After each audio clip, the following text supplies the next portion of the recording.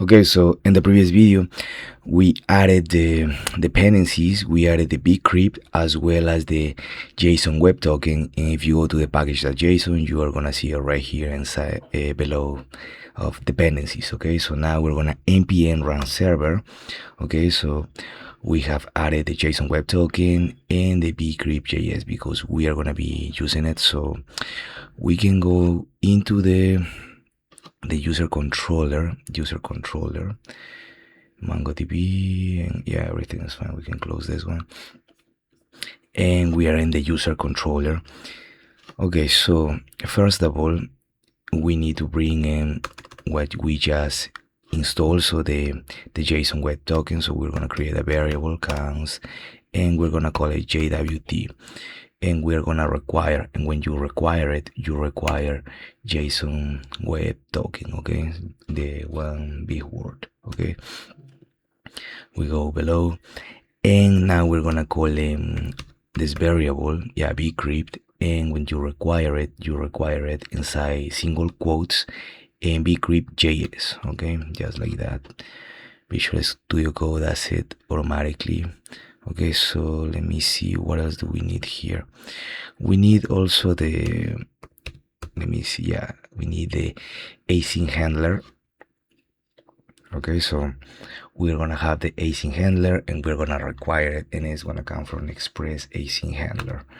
And let me double check if I already have it, if I have installed it.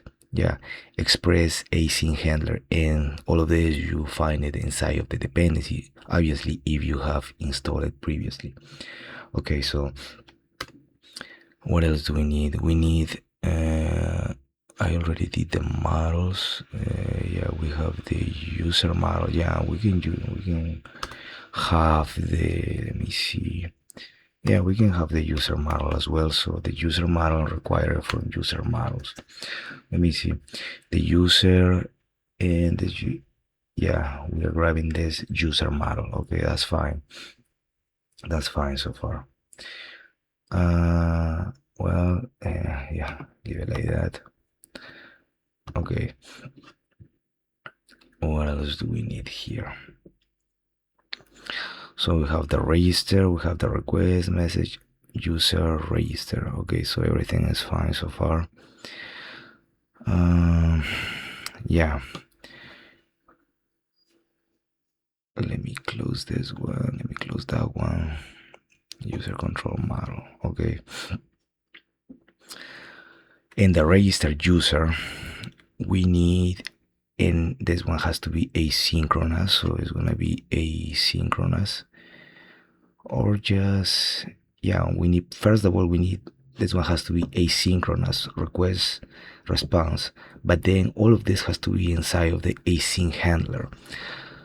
So let me see like that, save it, and let me see, async handler. Okay, let's work first of all with this one. So async handler is, yeah, sometimes the Visual Studio Code makes it a little confusing, but okay, so this curly brace and stop here, and let me see this parentheses. Yeah, we should let me see, we should have it right here, save it, and let me see this parentheses. No, we need another parentheses then. Okay, so this is an async handler. Yeah, it ends up right here. Yeah, that's fine. Then we have the async handler. Yeah, that's fine. Then we open, yeah, everything is fine so far. So we have the async handler. This is asynchronous. We have a request response, and we have the JSON. Okay, so the request.json, and the message is user register successfully. Yeah, that's fine. Let me see what else we have.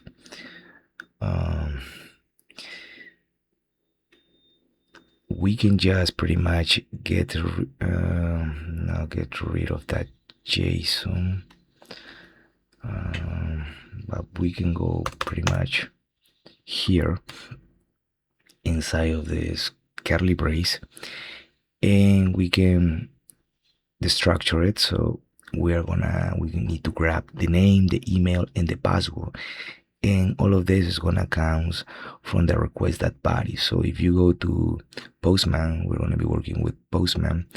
When this is the request, we're gonna be using the body here, and then we're gonna be using the URL encoded. So we're gonna be filling out the key and the value. Okay.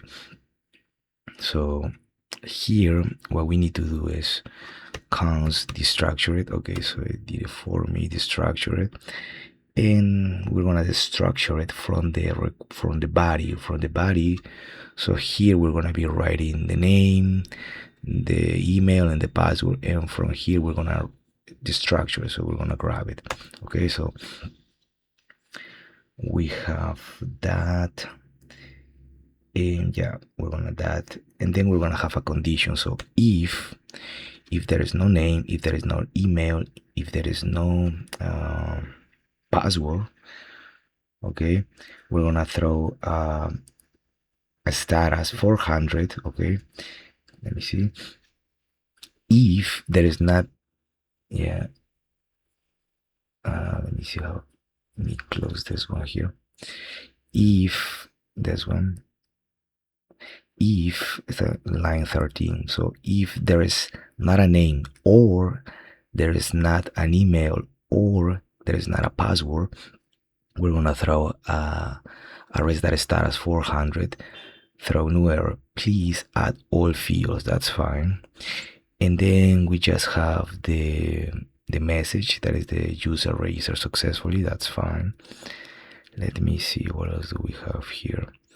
And this is from the register. Okay, that's fine. Okay, so now let me see if we go yeah, let me see if we go into the, has to be post method. So let me see, localhost 5000 API users, and let me send it. Let me see what happens if I send it.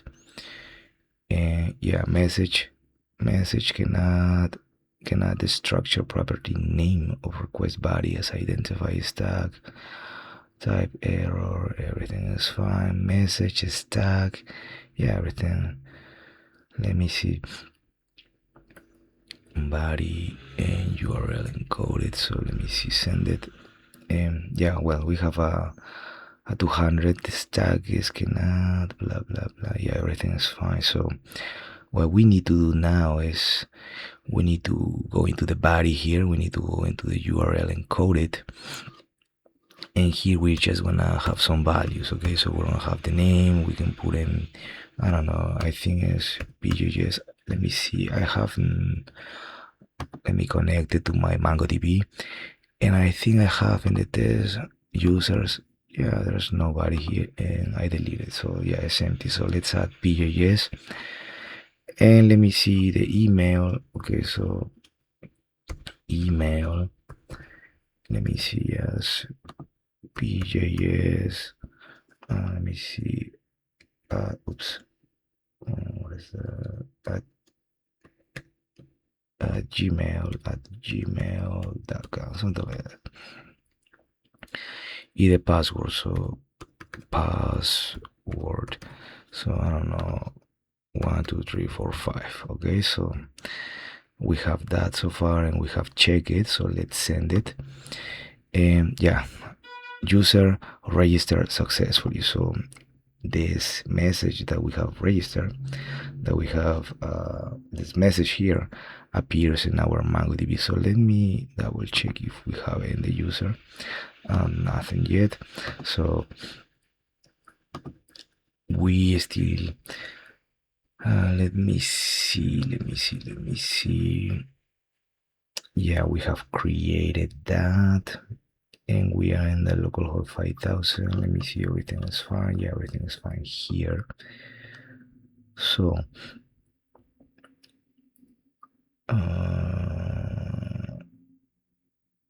what is the login? Yeah, the login, that's fine.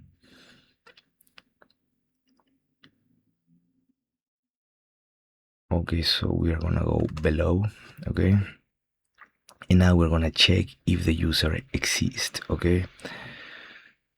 Let me see if the user exists. Well, we can just go right here. Yeah, we're gonna check if the user already exists. So to do that, we're gonna have in const yeah, user exists. If the user exists, then we're gonna await, and we're gonna await from the user model. Let me see, and yeah, find one, that's fine. And we are gonna find it, let me see, by the email. Let me just put it like that. So if the user, don't do that.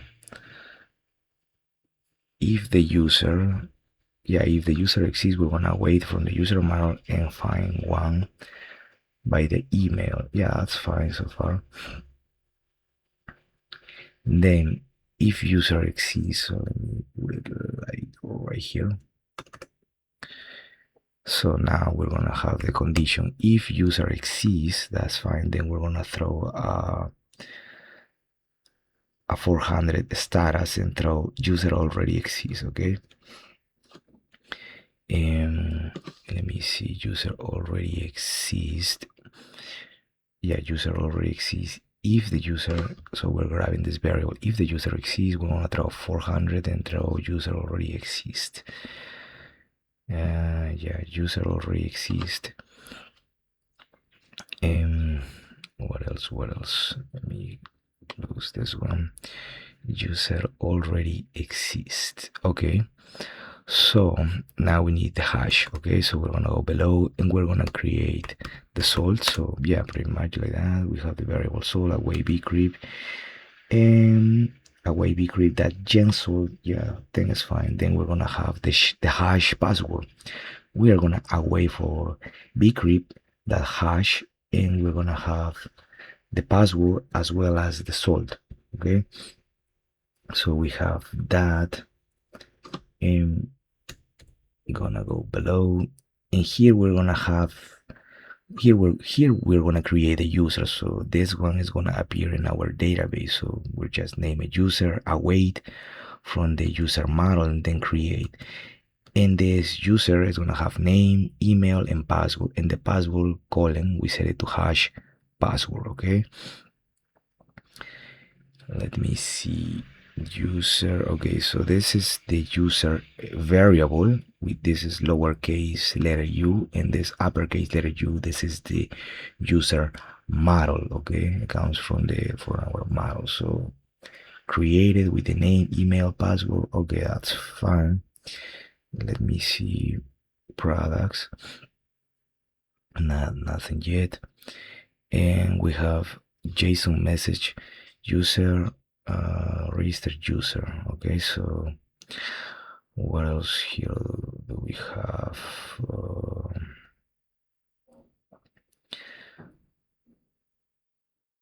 Okay, so yeah, we create the user, and yeah, we are creating that user. Yeah, you can put comments here. For example, this is the hash. This is the hash and the salt. We're creating the user, and here we're having another condition. So if the user, okay, so we have if the user, if we create a user, then we're gonna have the restart status. Let me see.